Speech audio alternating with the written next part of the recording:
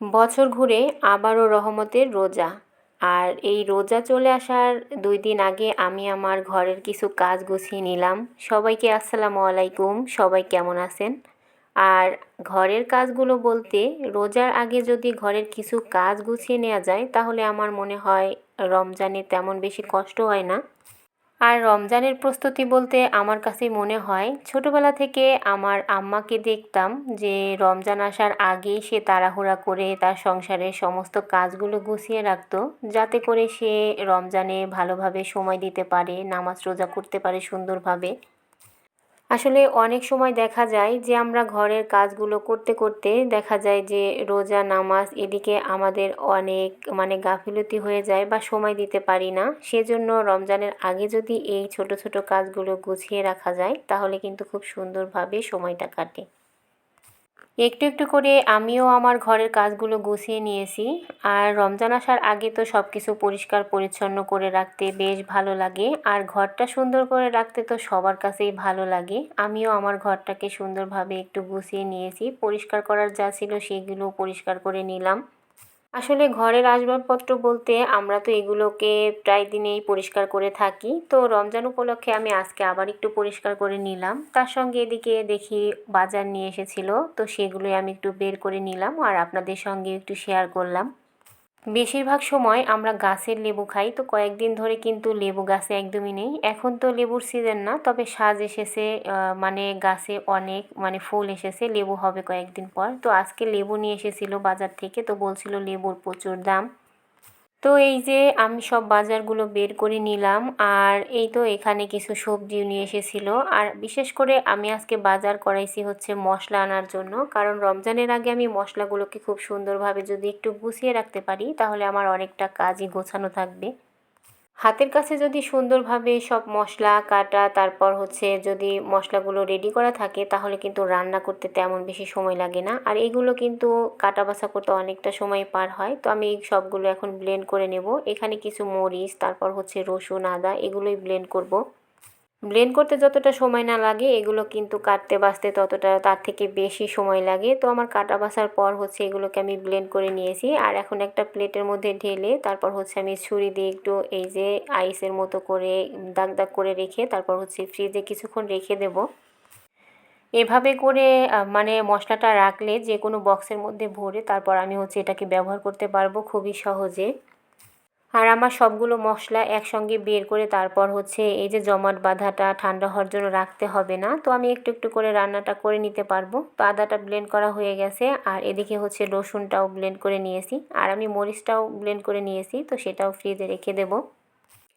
রোজা থেকে মনে হয় যে এই যে মশলা সব কিছু গুছিয়ে জোগাড় করে তারপর হচ্ছে রান্না করতে গেলে একদমই বিরক্ত লাগে, আর অনেক কাজই এগোতে চায় না, কারণ রোজার দিনে কিন্তু কম বেশি অনেক কাজ থাকে।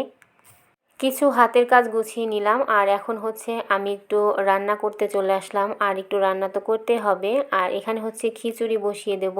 আজকে একটু খিচুড়ি খেতে মন চাইলো, সেজন্য ভাবলাম যে একটু খিচুড়ি রান্না করে নিই। আর এই তো হাতে মেখে তারপর হচ্ছে বসিয়ে দেব খিচুড়িটা। আর এই যে গরম গরম খিচুড়ি খেতে তো বেশ ভালো লাগে, আর খিচুড়িটা আমি আজকে একটু নরম করেই রান্না করেছি, তার সঙ্গে একটু ভর্তা বানিয়েছিলাম, আর হচ্ছে এখানে ডিম ভাজি করে নিতেছিলাম। আর এই তো এখানে ডিম সেদ্ধ করে নিয়েছি, আর ভর্তা আর হচ্ছে ডিম ভাজা, এগুলো দিয়েই আজকে হচ্ছে খিচুড়ি খাবো। এই তো খাবারটা কিন্তু বেড়েও নিয়েছিলাম, আর আমরা এখানে বসে সবাই মিলে খেয়েও নিতেছিলাম। আর খিচুড়ির সঙ্গে ডিম ভাজা দিয়ে খেতে কিন্তু অনেকেরই অনেক পছন্দ, তো আমাদের কাছেও বেশ ভালো লাগে। তার সঙ্গে একটু আলু ভর্তাও ছিল। তো খাবার দাবার খেয়ে অনেকটা সময় পার হয়ে গেছে। এই তো মাছ হচ্ছে বাজার থেকে কেটে নিয়ে এসেছিল, সেগুলো আমি ভেজে রেখেছিলাম, তারপর ধুয়ে নিলাম, আর এখন হচ্ছে বক্সে করে তারপর ফ্রিজে রেখে দেব। আর এই কাজগুলো একটু গোছানো থাকলে কিন্তু রমজানে দেখা যায় অনেকটা সময়ই পাওয়া যায়, আর তখন তো বাড়তি অনেক কাজ থাকে, সেগুলো করে নেওয়া যায়। ঘরের টুকিটাকি অনেকগুলো কাজই আজকে গুছিয়ে নিয়েছি। তার সঙ্গে এখানে স্বচ্ছবাবু বলছিল যে আম্মু আজকে হচ্ছে গুড় দিয়ে আমাকে পিঠা বানিয়ে দাও, তো সেজন্য এখানে আমি এই যে একটু গুড় দিয়ে চালের গুঁড়া দিয়ে ডো তৈরি করে নিয়েছি, আর ওকে একটু পিঠাও বানিয়ে দেব। চালের গুঁড়া দিয়ে গুড়ের সঙ্গে এই পিঠাটা, তেলে ভাজা পিঠাটা বানালে এই পিঠাটা খেতে কিন্তু ভীষণ মজার হয়। তো আমি এই যে এখানে হচ্ছে পিঠাটা বানিয়ে নিলাম, আর পিঠাগুলো আমার বানানো হয়েও গেছে। আর এই তো এখানে দিয়ে দিলাম, স্বচ্ছবাবু খেয়ে নিতে পারবে এখন।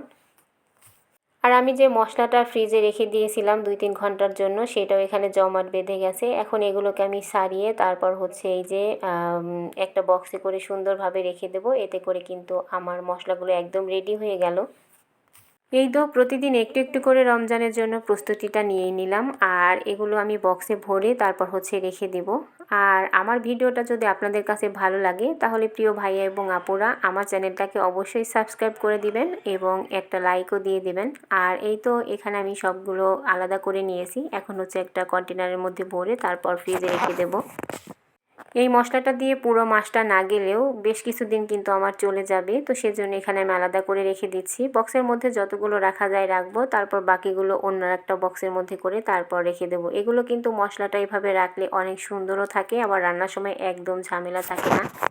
যতটুকু লাগবে ততটুকু নিয়ে কিন্তু আমি সুন্দরভাবে রান্নাটা করে নিতে পারবো। আর এটা এভাবে করে রাখলে আর জমাট বাঁধবে না, এগুলো আলাদা আলাদাই থাকে। তো এই যে আমি এখানে রসুনগুলো রেখে দিয়েছি, আর এবার আদাগুলো রাখবো। এই বক্সটা একটু বড় ছিল, সেজন্য আমি একটু ভাগ ভাগ করে দুই পাশে দুই ধরনের মশলা রেখে দিলাম। এই তো রেখেছি, আর বাকিগুলো অন্যটায় রাখবো। তো আজ এই পর্যন্তই, সবাই ভালো থাকবেন, আল্লাহ হাফেজ।